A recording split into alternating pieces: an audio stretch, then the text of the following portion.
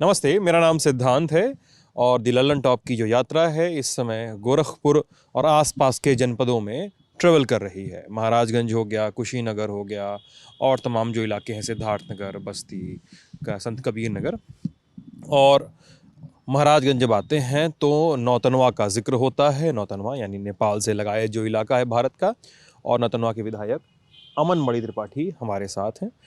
अमन मणि 2017 में पहली बार लखनऊ विधानसभा पहुंचते हैं और निर्दलीय प्रत्याशी के रूप में चुनाव प्रचार बहनें करती हैं। वो एक बड़ा टीवी पे और उसमें ख़बरों में ये भयानक चलता है कि दो बहनें मिलकर अपने भाई का चुनाव प्रचार कर रही हैं। ये एक बड़ा कैच रहता है और चुनाव जीत कर आप पहुंच जाते हैं लखनऊ। तो अमन मणि जी, बात करने का बहुत बहुत शुक्रिया। और इस बातचीत को हम लोग करेंगे और कोशिश करेंगे कि सारे एस्पेक्ट्स पे हम आपका जवाब जान सकें, ठीक है, कि ताकि हमको ये ना कहा जाए कि हम ये बात पूछने से रह गए या ये ना कहा जाए कि अमन मणि जी इस बात का जवाब नहीं दे पाए।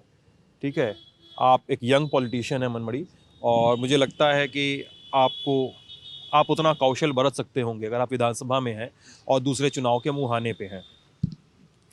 सबसे पहला सवाल, नेतागिरी में कैसे आए? वो पढ़ाई लिखाई का हिसाब किताब, दून स्कूल में पढ़ाई हुई है, मुझे ये सब पता चला। Nainital, saint Joseph college Nainital and DPS Noida. DPS Noida ji. अच्छा, यहाँ दोनों जगह से पढ़ाई हुई जी। फिर उसके बाद ये हमने किया यहाँ से स्कूलिंग। ग्रेजुएशन के टाइम पे हमारी फैमिली में कुछ प्रॉब्लम्स थी, पता ही है सबको क्या प्रॉब्लम्स थी। उसको देखते हुए हम आगे वापस गोरखपुर, तो हमने यहाँ से परस्यू किया BA and LLB university of Gorakhpur, DDU से। डीडीयू जी। यहाँ से मैंने बीए एलएलबी किया फिर। मतलब वो पढ़ाई जो अधिकतर हर नेता करता है कि एलएलबी तो करे लेंगे। नहीं, LLB, my grandfather was LLB, he was a law graduate. My uncle, my चाचा, my father, everyone is law graduate. तो आई वांटेड टू, मतलब मुझे बहुत दिलचस्पी थी कानून जानने में। और हाँ, ये सही बात है कि कानून की जानकारी रखने में जो पॉलिटिकल करियर है उसमें हेल्प भी मिलती है। अब यहाँ पर ये बातचीत हो रही है, आपने बताया कि ग्रेजुएशन में क्या दिक्कत चल रही थी, तो मतलब हम दर्शक से क्यों भी कुछ भी अबूझ क्यों रहे दर्शक। अमन मणि जी पूर्व कैबिनेट मंत्री रहे, अमर मणि त्रिपाठी जी के बेटे हैं। और एक केस था जिसको मधुमिता शुक्ला कांड कहते हैं, उसमें अमर मणि जी और उनकी पत्नी यानी आपकी माता जी मधुमणि जी, दोनों लोग इस समय जेल में हैं। ठीक है, तो घर आ गए आप और डीडीयू से बीएलएलबी की पढ़ाई की। 2012 आता है, पहला चुनाव आपका। नई विधानसभा सीट निकलती है उसी समय, नौतनवा। नई विधानसभा सीट नहीं, मतलब परिसीमन के बाद लक्ष्मीपुर थी पहले। लक्ष्मीपुर, जिसे पापा जी लड़ते थे। हमारे फादर की सीट, कॉन्स्टिट्यूएंसी का नाम लक्ष्मीपुर था। सीट एज इट इज़ है। कुछ 15-20 गांव फरेंदा में गए और फरेंदा के 15-20 गांव नौतनवा विधानसभा क्षेत्र में आया, तो उसका नाम लक्ष्मीपुर से बदल के नौतनवा कर दिया गया, क्योंकि तहसील का नाम भी नौतनवा है। जी, ठीक है। और उसके बाद 12 में आप पहला चुनाव। जी, 12 में मैं पहला इलेक्शन मैंने कंटेस्ट किया। मैं रनर अप था, मैं हार गया था with the margin around 6000 votes. अच्छा, 6000 वोट जी। अच्छा, और फिर 17 में मैंने कंटेस्ट किया। I was associated with Samajwadi party at that time. मैं जब 2012 में इलेक्शन लड़ा तो मेरे फादर खुद भी सपा से एमएलए थे, मुझे सपा ने टिकट दिया था। 2012 में मैं कंटेस्ट मैंने किया और मैं उसको I lost, I was the runner up. तो उसके बाद 2017 में कुछ समीकरण बदला, कुछ चीज़ें बदली और फिर हमको इंडिपेंडेंट कंटेस्ट करना पड़ा, तो हमने इंडिपेंडेंटली कंटेस्ट किया। अब जो बातचीत होने जा रही है अमन मणि जी, वो बातचीत इसलिए भी ज़रूरी है क्योंकि कहा जाता है कि वो बातचीत बतौर पॉलिटिकल एक्टिविस्ट वो आपका फ्यूचर भी तय करती है, कि उस बातचीत को लेकर आप बार बार खबरों में बने रहते हैं। इस वजह से मुझे लगता है वो बातचीत कर लेनी चाहिए। और मेरी कोशिश होगी कि आपको, क्योंकि आपके घर का मुद्दा है वो आप उससे बहुत डायरेक्टली इन्वॉल्व हैं, तो मेरी कोशिश है कि आपको असहज किए बिना भी आपका पक्ष सुना जाए। ठीक है, और आप उसमें उस पूरे मामले में आप एक अक्यूज्ड भी हैं। तो साल 2000 बिल्कुल, मेरा मानना है पक्ष बिल्कुल सुना जाना चाहिए। मेरा कहना है कि पक्ष ही तो नहीं सुना जाता है। पक्ष सुना जाए, मेरी बात सुनी जाए, मेरी भी समस्याएं सुनी जाए, मेरी भी बात सुनी जाए। मुझे भी अपना पक्ष रखने का अधिकार है। मैं कह रहा हूं अगर दो पक्षों में झगड़ा हुआ है, I am being a leader, I am being MLA representative of Nautanwa Vidhan Sabha, people come to me, वो मुझे बताते हैं कि देखिए भैया हमारा झगड़ा हो गया, इसने हमें मार दिया। लेकिन जब वो दूसरा आदमी आपके सामने आता है कि मार दिया या झगड़ा हुआ या क्या हुआ, और वो भी आता है एंड ही उसको ज़्यादा चोटें उससे लगी हैं, तब पता चलता है एग्जैक्टली बात क्या है। अब तो एक बात ये है, जो भी मीडिया ने दिखा दिया, लोगों ने उसको सच मान लिया, उसकी सत्यता क्या है ये तो किसी ने जानना नहीं चाहा। चलिए, तो अब उस पूरे मुद्दे पे आते हैं। साल 2013 अमन मणि जी प्रेम विवाह करते हैं सारा सिंह जी से। कहाँ मुलाकात हुई थी, पहले उस बारे में बात कर लें कि वो विवाह क्या था, वो सब क्या था, उसके बारे में बताएं अगर बता सकें आप। बिल्कुल बिल्कुल, देखिए हमें ये बताने में हमें किसी प्रकार का गुरेज नहीं है। आई मेट सारा इन लखनऊ। हमारा एक कॉमन फ्रेंड था। मैं पॉलिटिक्स में ही था और एसोसिएटेड विद समाजवादी पार्टी। हाँ, हो गया था and I was associated with Samajwadi party. तो पार्टी के प्रोग्राम्स होते हैं, कुछ क्षेत्र का विकास होता है। देखिए आपको पता है राजधानी लखनऊ है, तो अगर क्षेत्र में विकास के लिए कुछ पैसा चाहिए या सरकार से कोई मदद चाहिए तो वो लखनऊ से ही होती है। तो लखनऊ आना जाना आज भी मेरा उतना ही रहता है, पहले भी उतना ही रहता था। तो मैं जाता था लखनऊ। तो मेरी एक कॉमन फ्रेंड के ज़रिए एक पार्टी में मुलाकात हुई। तो we started knowing each other, जैसे होता है generally. We started knowing each other, we started knowing about each other, we started liking each other. ये बात थी। 13 में फिर आर्य समाज विधि से आप लोग विवाह करते हैं। फिर हम लोगों ने शादी की। पापा की मम्मी की मंजूरी थी शादी वादी में कि नहीं? मैंने बताई थी ये बात अपने परिवार को। अभी हाँ या ना का ऐसा कोई जवाब नहीं आया था। सारा वांटेड कि किसी तरीके का कमिटमेंट, तो I did the commitment and उसके बाद ये था कि ठीक है इसको और पब्लिक कर देंगे एंड सब चीज़। तो शी वाज विद मी। और आप लोगों ने फिर आर्य समाज विधि से विवाह किया, क्योंकि कहा जाता है अंतरजातीय विवाह थे। आप ब्राह्मण परिवार से आते थे, वो क्षत्रिय समुदाय से आती थी, और दोनों लोगों ने विवाह किया। और ये कहा जाता है कि दोनों ही लोगों के घर वाले इसके बहुत पक्ष में थे नहीं। ये इसमें कितनी सच्चाई है? इसमें बिल्कुल सच्चाई नहीं है। देखिए गार्जियंस, पेरेंट्स, चाचा चाची, guardian, my mother and father are already in jail. तो बहुत डिसीजन वो नहीं लेते हैं फैमिली को लेकर के। मैं चाचा चाची थे, मैंने उनसे बात की कि ये है, आई लाइक दिस गर्ल और I think we should get married. तो दे वर लाइक कि हाँ ठीक है और कर देंगे, हमें ऐसी कोई प्रॉब्लम नहीं है। मेरी elder sister she was there, she said कि दे सेड कि उसकी भी शादी होनी है, हो जाने दो और हमें कोई प्रॉब्लम नहीं है, हम तुम्हारी भी शादी कर देंगे। ये बात थी। दूसरी बात की ये बार बार ये बात आती है कि सारा की फैमिली नहीं रेडी थी। सारा की फैमिली में उनके फादर नहीं थे, उनकी मदर हैं, एक बहन है, 2 भाई और हैं। मतलब वो 2 भाई 2 बहन थे। बड़ी बहन यानी अलंकृता की तनुश्री? नहीं, तनुश्री। तनुश्री आपकी बड़ी बहन जी, अलंकृता छोटी बहन है जी। तो ऐसा नहीं है। ये तो जब इतना केस हो गया और सब चीज़ होने लगी तो ये बात आई निकल करके कि वो हम तो शादी के खिलाफ थे, हम तो शादी के पक्ष में नहीं थे। ये बात आज से पहले तो नहीं हुई थी। जिस केस की बात कर रहे हैं अमन मणि जी आप, साल 2015 होता है। फिरोज़ाबाद के पास एक कथित सड़क दुर्घटना में सारा जी की मौत होती है, और उसके बाद कुछ समय तक सब चीज़ें शांत रहती हैं। पता पोस्टमार्टम वगैरह भी हो जाता है, तमाम कानूनी मैं प्रक्रिया। एक बात इस पर ज़रूर कहना चाहूँगा आपसे कि शांत रहती हैं। जैसा आपने कहा कि कुछ समय तक वो बातें शांत रहती हैं। When you come to my father's case, उसमें भी आप देखें कुछ समय तक वो बातें शांत रहती हैं, किसी का नाम नहीं आ रहा होता है। एंड अचानक से एक दिन उनकी बहन टर्न अप होकर के कहती हैं कि मधुमनी त्रिपाठी ने मेरे बहन की हत्या की है, Madhumani Tripathi is the culprit and this and that.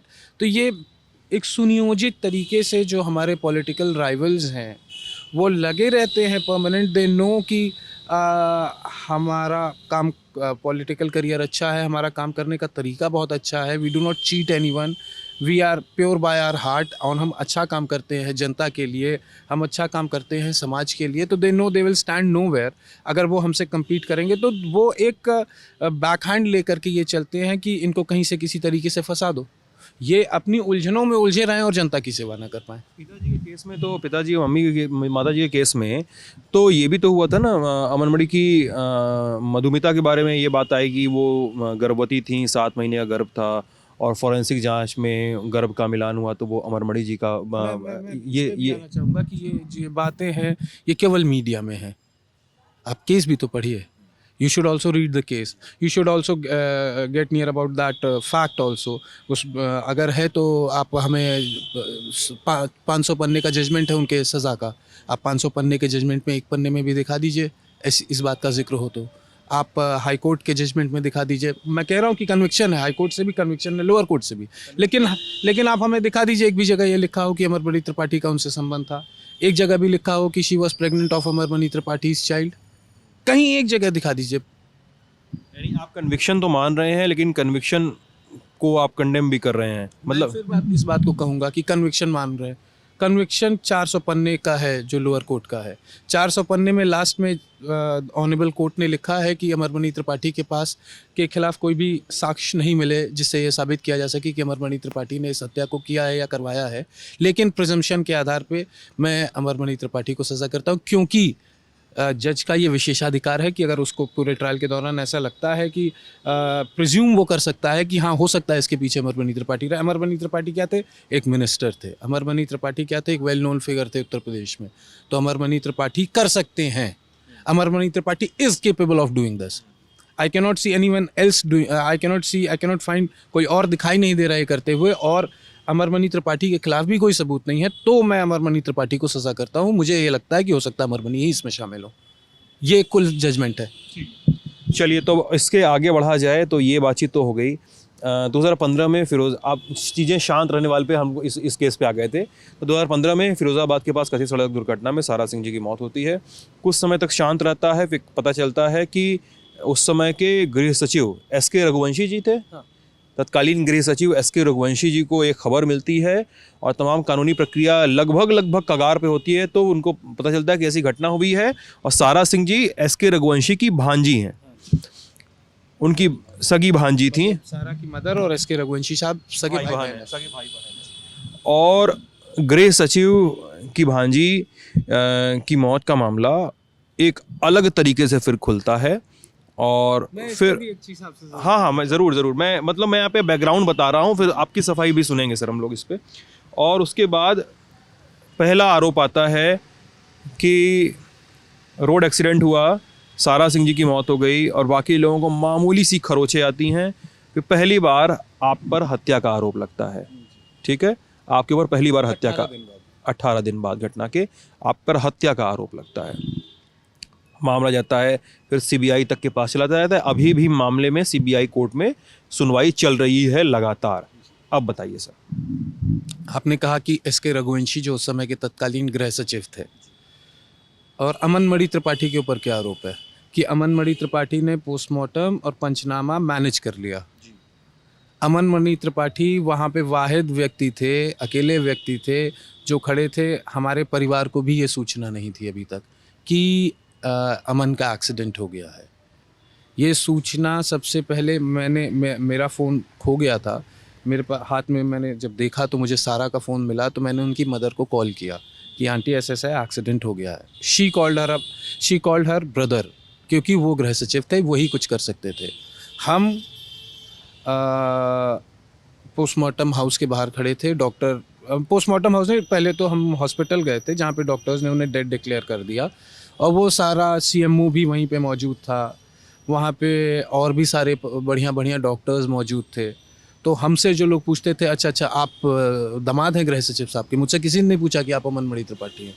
मुझसे सबने पूछा अच्छा आप दामाद हैं गृह सचिव साहब के। मैंने कहा जी साहब हम ही हैं। अच्छा ठीक है। तो साहब ये बात कहाँ से आई थी कि अमन मणि त्रिपाठी ने पोस्टमार्टम, अमन मणि त्रिपाठी कहाँ से उसमें पोस्टमार्टम मैनेज कर लेंगे या पंचनामा मैनेज कर लेंगे, जब खुद गृह सचिव लगे हुए हैं उसके पीछे। जितने अधिकारी वहाँ दौड़ रहे हैं वो गृह सचिव के नाते दौड़ रहे हैं, जितने अधिकारी मुझे जान रहे हैं वो गृह सचिव के नाते जान रहे हैं। तो मैं कौन होता हूँ पोस्टमार्टम मैनेज करने वाला? मैं कौन होता हूँ पंचनामा मैनेज करने वाला? ये हुआ कि सारा का दोबारा पोस्टमार्टम नहीं हुआ। सारा की डेड बॉडी मेरे कब्जे में तो थी नहीं कि मैंने उसका क्रिमेशन कर दिया। मैं वाज तो इन जेल, मैं तो वहीं से ऑन द स्पॉट गिरफ्तारी मेरी हुई। एक मेरे ऊपर मुकदमा पेंडिंग था जिसमें अभी मुझे दोषमुक्त किया गया, उसमें मुझे पुलिस ने गिरफ्तार करके भेज दिया। मैंने कोर्ट में दरखास्त दी कि साहब हमें अपनी वाइफ के क्रिमेशन में मौका दिया जाना चाहिए। हमें ये कह करके कोर्ट ने मना कर दिया कि 24 घंटे की जब तक जुडिशियल कस्टडी पूरी नहीं हो जाएगी पैरोल नहीं मिलेगी। ये आज भी मेरे पास उसका ऑर्डर रखा हुआ है कि हमारी पैरोल कैंसिल की गई। हमारे ऊपर आरोप लगता है कि हम क्रिमेशन में नहीं गए, हमारे ऊपर आरोप लगता है कि हमने पोस्टमार्टम मैनेज कर लिया। तो बॉडी आपके पास थी, आपने दोबारा पोस्टमार्टम करा लेना चाहिए था, दोबारा पोस्टमार्टम करा लेना चाहिए था, पैनल से करा लेना चाहिए था, जैसे मन चाहिए था वैसे करा लेना चाहिए था। आप खुद गृह सचिव थे, आपका एक फ़ोन काफ़ी था डीएम के लिए। बॉडी लखनऊ पहुंचती है सारा जी की, तो बॉडी की कंडीशन देखकर भी सवाल उठाए जाते थे। मैं तो पूछ रहा हूँ कि अगर किसी प्रकार का डाउट था तो आपको उसी दिन, उसी मिनट, उसी समय दोबारा पोस्टमार्टम करा लेना चाहिए था। बॉडी आपके पास थी, गृह सचिव आपके रिश्तेदार थे, आपके भाई थे, आपको बोल देना चाहिए था कि साहब मुझे इसमें ठीक नहीं लग रहा है। सीमा सिंह जी के बारे में, सारा सिंह जी की मम्मी के बारे में। जी, मुझे ये ठीक नहीं लग रहा है, मुझे लग रहा है कि ये कुछ फिशी है और इसके बारे में दोबारा पोस्टमार्टम हो जाना चाहिए। पोस्टमार्टम होकर छन के आ जाती बात कि क्या सत्यता है। आपके हिसाब से, अमन मणि जी के हिसाब से, क्या लाइन ऑफ इंसिडेंट था उस दिन का जिस दिन ये घटना हुई थी? ये तो मैंने बार बार सबको बताया कि आई वॉज ट्रैवलिंग, मैं गाड़ी चला रहा था, मैं जा रहा था लखनऊ से एक ट्रिप पर लेह और लद्दाख के। तो हमें यहाँ से जाना था दिल्ली में स्टे करना था, वहाँ से जाना था पंजाब, एक हमारे फ्रेंड थे उनके यहाँ कुछ फंक्शन था, वहाँ स्टे करना था, वहाँ से फिर we had to go to Leh and Ladakh. तो गाड़ी मुझे चलानी थी कुछ पंजाब के आसपास तक, वहाँ से उन हमारे फ्रेंड जो थे जिनका फंक्शन था उनकी गाड़ी थी, वो मुझे ले करके हिल स्टेशन पे लेह लद्दाख में है और सारा और वो जो भी जाते जाते ये सीन था। फिर आई वॉज ड्राइविंग, हल्की हल्की बारिश हो रही थी, I do remember it very well कि हल्की हल्की बारिश हो रही थी, मैं गाड़ी चला रहा था और एक लड़की ने मेरा रास्ता क्रॉस करने की कोशिश की। मैंने ब्रेक लिया, हल्का ब्रेक लिया, सारा मेरे बगल में बैठी थी, शी शाउटेड, मतलब एक आउट ऑफ मतलब पैनिक, शी शाउटेड। तो मैंने उसे देखा और रिफ्लेक्स एक्शन ये था कि मेरा ब्रेक पे पैर चला गया और जो वो इमरजेंसी ब्रेक अप्लाई हो गए। लड़की को मैंने देखा कि वो आई आकर के वापस जा रही है और मेरी गाड़ी अब मेरे कंट्रोल में नहीं है। मेरी स्टीयरिंग मैं किधर भी मोड़ूँ वो गाड़ी अपने हिसाब से सड़क पे लहरा रही थी। वो बाएं तरफ जाती है रोड के और धड़ाक से कुछ होता है, फिर मुझे ब्लैकआउट हो गया। फिर जब आई सॉ कि क्या हो रहा है तो मेरे बगल वाली सीट पे सारा नहीं थी। मैंने पीछे देखा तो पीछे वाला शीशा टूटा हुआ था, उसका बैग, हैंड बैग वहीं पे रखा हुआ था सीट के नीचे गिरा हुआ था और मैंने देखने लगा गाड़ी में तो नहीं था। फिर मैंने अपने साइड का दरवाज़ा खोलना चाहा, नहीं खोला। आई jumped on the other side, वहाँ मैंने खोला। जब मैं उतरा तो कीचड़ था बहुत ज़्यादा, पानी की वजह से सड़क के नीचे मेरे पैर धंसने लगे, वहाँ भी मुझे सारा नहीं दिखाई दी। फिर मैं गाड़ी के इधर से घूम के जब आया तो जो ड्राइवर सीट के नीचे मुंह के बल इतना पार्ट ऑफ द बॉडी गाड़ी के नीचे था।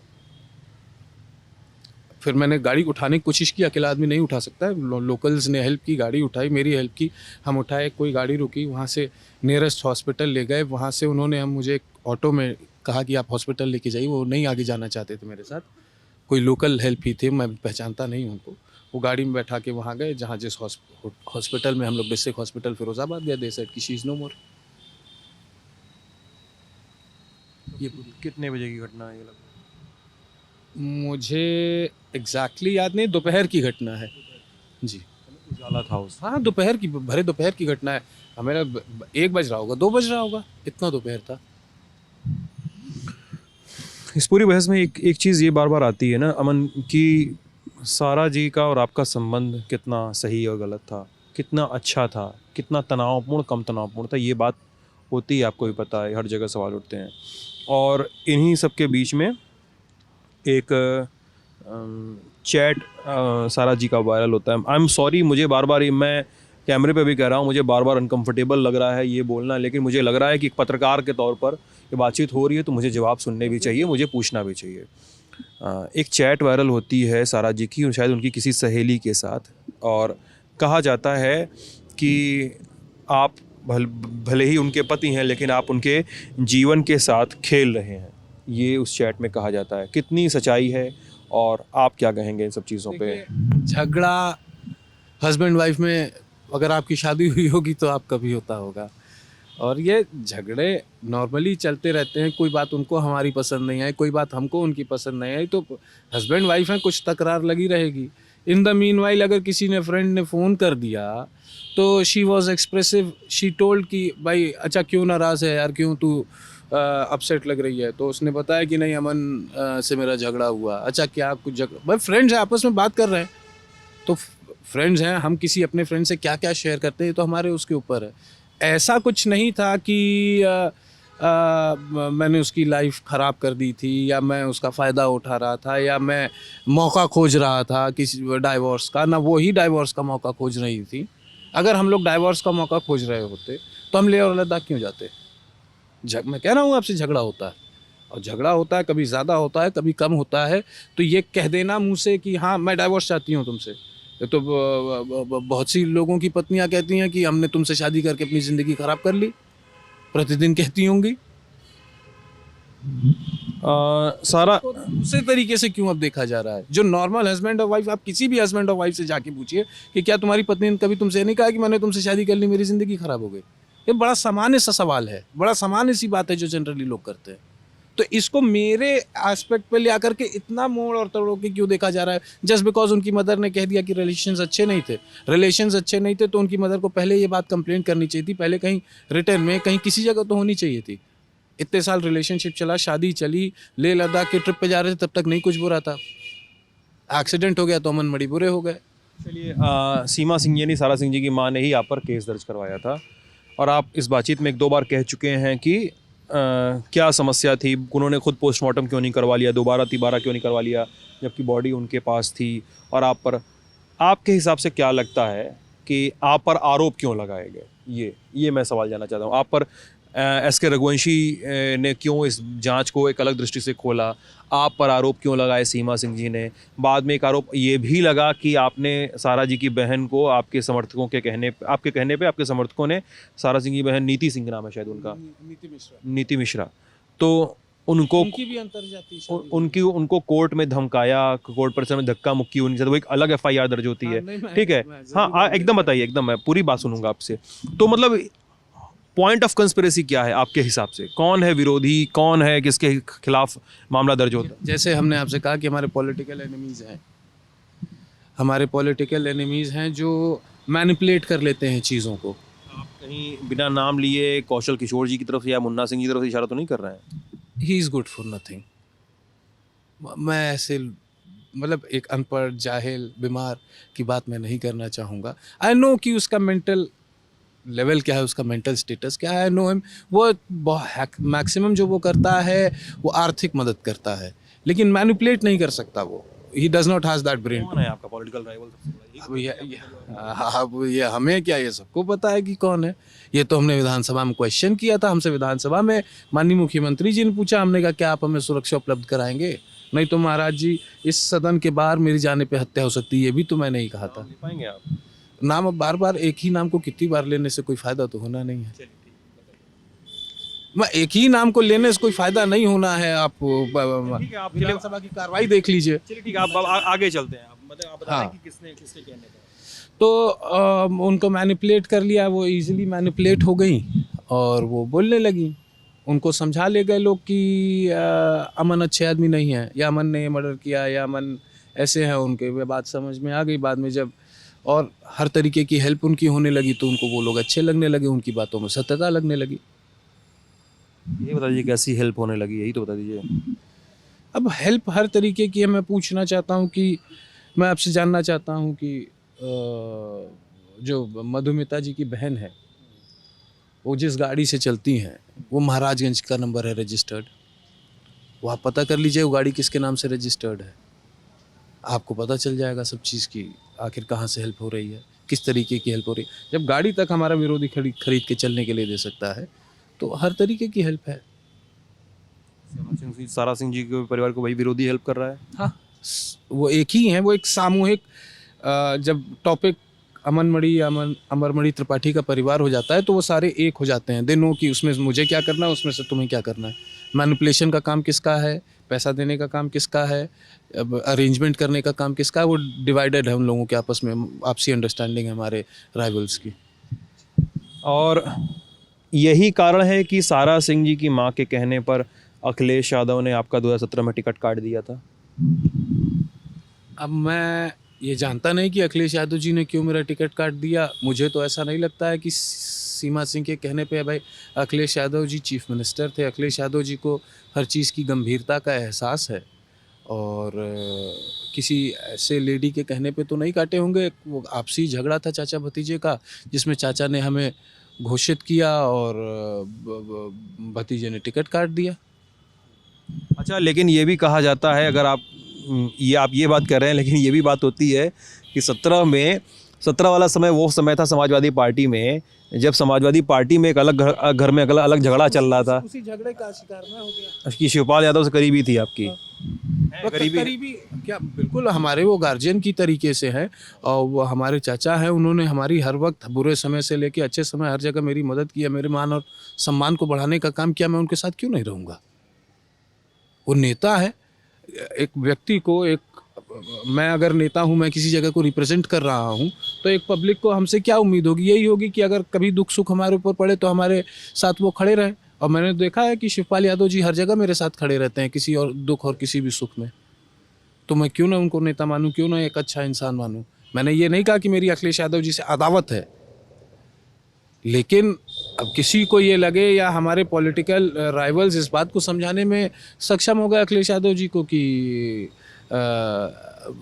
चाचा और भतीजे के झगड़े में और अमन जो है उस टीम के हैं, या जो भी बात हुई हो मुझे नहीं पता। लेकिन मुझे जो लगता है वो जो आपसी झगड़ा था उसी को लेकर के टिकट कटा। और फिर आप निर्दलीय चुनाव लड़ते हैं, और जिसका मैंने इस इंटरव्यू की शुरुआत में जिक्र किया कि बड़ा नायाब सा चुनाव प्रचार होता है। आप एक दूसरे मामले में जेल में बंद रहते हैं, और अलंकृता और तनुश्री, अलंकृता लंदन से पढ़ी हुई हैं। नहीं, अच्छा, और दिल्ली फैशन डिज़ाइनिंग का कोर्स अलंकृता ने किया, अभी उसने मास्टर्स किया है लंदन से। अच्छा, उन्होंने मास्टर्स किया। और दोनों लास्ट इंटरव्यू लल्लन टॉप ने लिया था, तो she was graduate, now she is a post graduate. She has done की बात कर रहे हैं। She has done her post graduation from London. तो दोनों चुनाव प्रचार करती हैं, दोनों बहनें, और वो मतलब कहा जाता है कि दोनों बहनें अपने भाई के समर्थन में महाराजगंज नौतनवा की गलियों में रो रो कर एकदम प्रचार करती हैं, और एक बेहद करुण पॉलिटिकल कैंपेन दिखाई देता है, और जिसका लाभ आपको मिलता है, और आप कौशल किशोर जी को हराते हैं।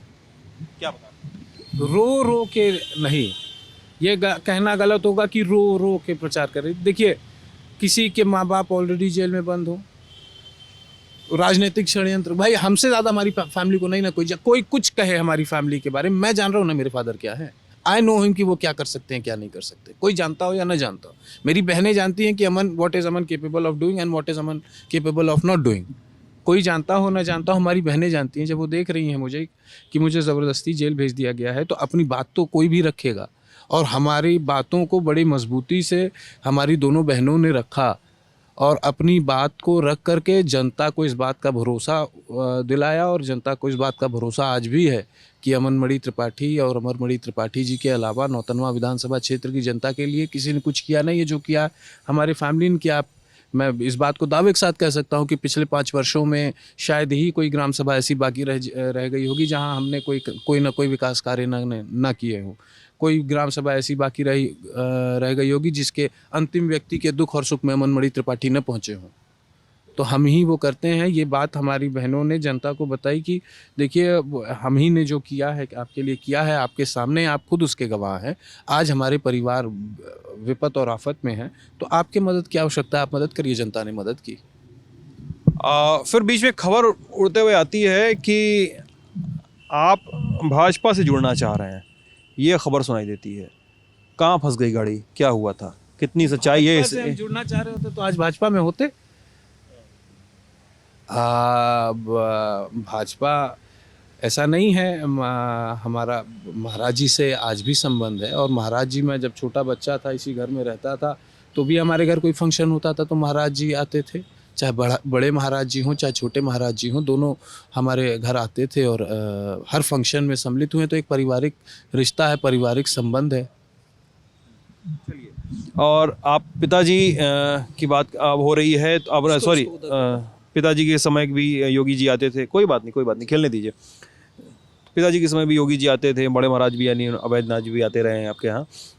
2020 की घटना है, आप योगी जी के पिताजी का श्राद्ध करने के लिए, श्राद्ध पूजन के लिए जा रहे थे उनके घर। मैं उनके घर जा रहा था। जैसे हमारे बाबा का चमोली बॉर्डर पे आपको मैं रोका मैं आपको वही बता रहा हूँ, मैं हमारे बाबा का देहांत हुआ तो काम में जो भी तेरहवीं होती है, जो भी रिचुअल्स होते हैं, उसमें महाराज जी खुद आए थे।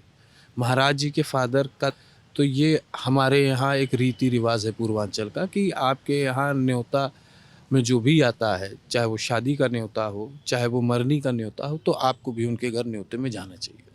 ये एक सामाजिक बात है, हम सामाजिक व्यक्ति हैं, तो हम गए महाराज जी के यहाँ कार्यक्रम में। हमने वहाँ जाकर के अपर मुख्य सचिव साहब से परमिशन मांगी कि चूंकि मैं चमोली के पास हूँ, तो क्या मुझे बद्रीनाथ और केदारनाथ दर्शन करने को मिल सकता है क्या?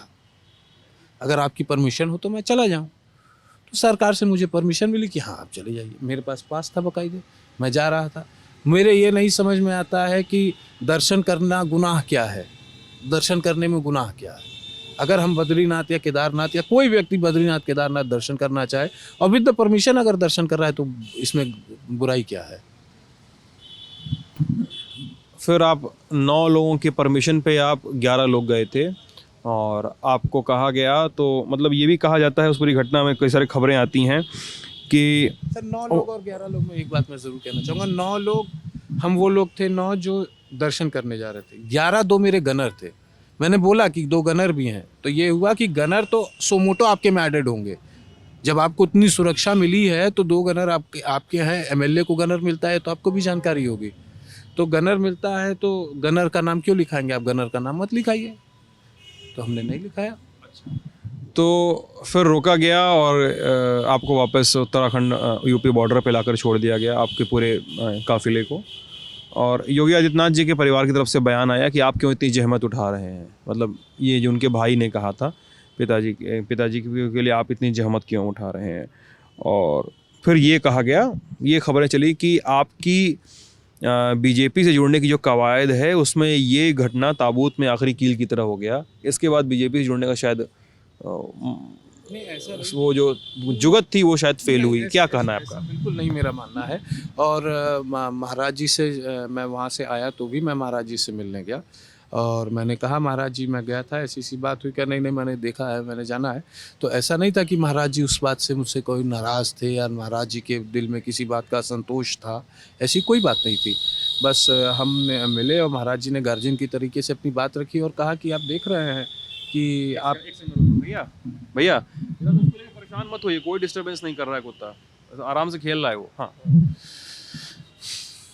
तो महाराज जी से मैंने कहा, उन्होंने कहा कि आप देख रहे हैं आपका परिवार इतने संकट में है, आप क्यों गए? तो हमने बताया भी महाराज जी ये देखिए परमिशन हमारे पास थी। कहे चलिए आपको ये जानकारी होनी चाहिए कि आपके पीछे, आपके परिवार के पीछे मीडिया कैसे लगा हुआ है, आपको इन सब चीज़ों में सावधानी जी ने कहा आपसे। हाँ, सावधानी बरतनी चाहिए। हमने सावधानी बरती। मैंने कहा ठीक है महाराज जी, अगर आपको लगता है मुझसे कोई गलती हुई है तो मैं उसके लिए क्षमा प्रार्थी हूँ। कहने गलती कोई बात ही नहीं है, ये बात थी।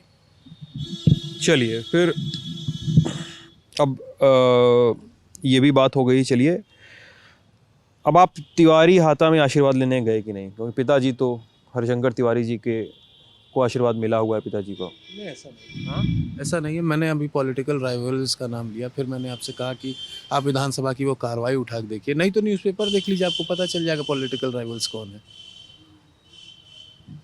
मैंने ये सवाल यूं ही नहीं उठाया है और मैं 2 दिनों पहले तिवारी हाता से होकर आ रहा हूँ। मैंने विनय शंकर जी का इंटरव्यू भी किया है, एक लंबा इंटरव्यू है, वो भी 45-50 मिनट का शायद होगा। तो उन्होंने तो बताया कि अमरमणि जी आते रहते थे यहाँ पे। आपके बारे में पूछा तो कहा कि अरे वो तो बच्चे थे, बहुत छोटे थे। और आप कह रहे हैं हमने तो कभी अपने पिताजी को चाहे बचपन में चाहे आज तक जाते नहीं देखा है। और हमने जब भी देखा तो ये देखा कि अदावत रही है। हमने जब भी देखा यही देखा कि जो महिलाओं की मदद होती रही वो कहाँ से होती रही ये भी हमें पता है।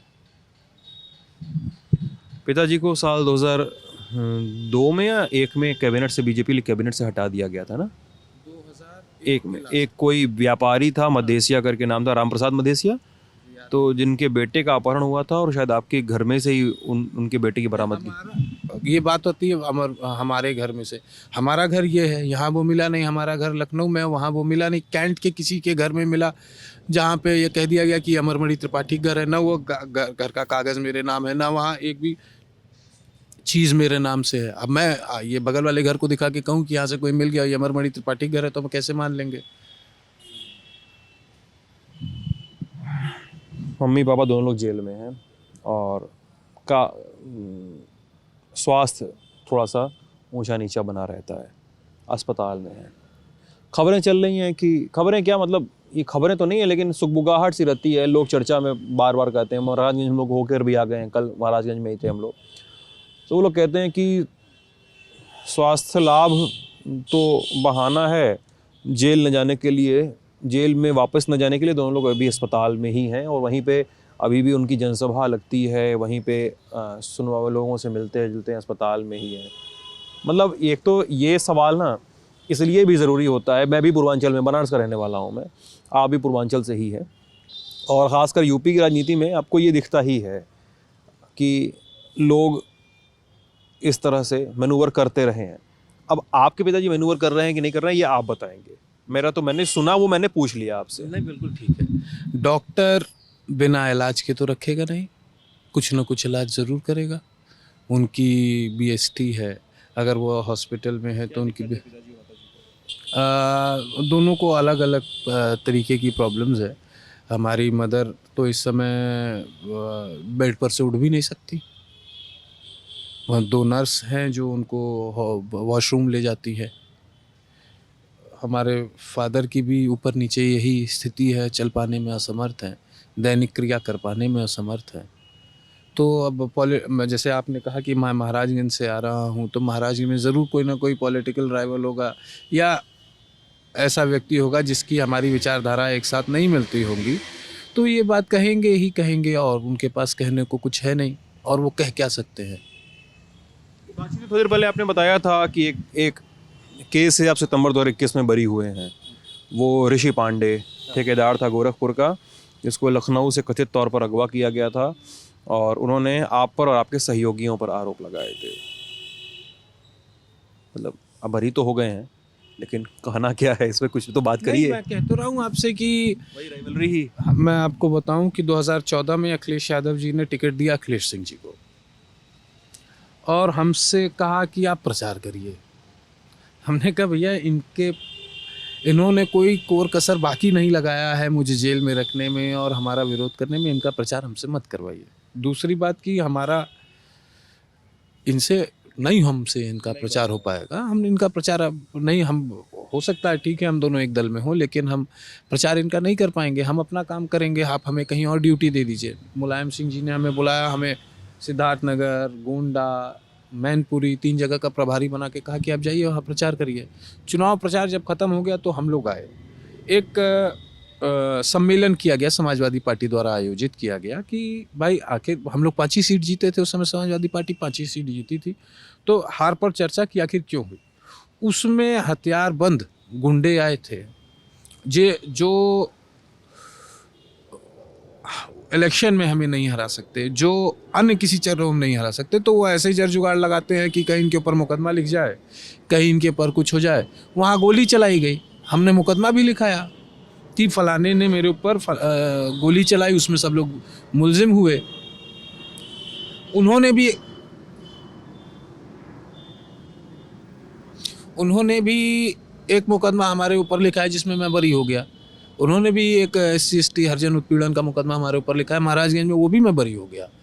तो यही मुकदमा उन्होंने लखनऊ भेज के लिखाया। लखनऊ राजधानी है और लखनऊ में चीज़ें संवेदनशील रहती हैं, लखनऊ में आई कैची रहता है, मीडिया इजीली अवेलेबल हो जाती है, तो वो लखनऊ में एक अपने ही आदमी को भेज करके उन्होंने मुकदमा लिखा दिया। जब कोर्ट ने इसका फाइनल डिसीजन दिया तो कहा कि अमनमणि त्रिपाठी के खिलाफ कोई साक्ष्य और सबूत नहीं है, और ऐसा प्रतीत होता है कि इसको राजनीतिक, चूँकि लोग पॉलिटिकल हैं तो पॉलिटिकली मोटिवेटेड ये एक मुकदमा लगता है। ये जज साहब ने अपने डिसीजन में लिखा है। सपा में वापस आने की कितनी संभावना है? सपा में वापस आने की संभावनाएं, ये तो अखिलेश यादव जी के ऊपर है। नहीं तो अखिलेश यादव जी, उनकी पार्टी, उनको तय करना है कि वो किसको लेंगे। कुछ नेता ज्वाइन कर रहे हैं गोरखपुर से?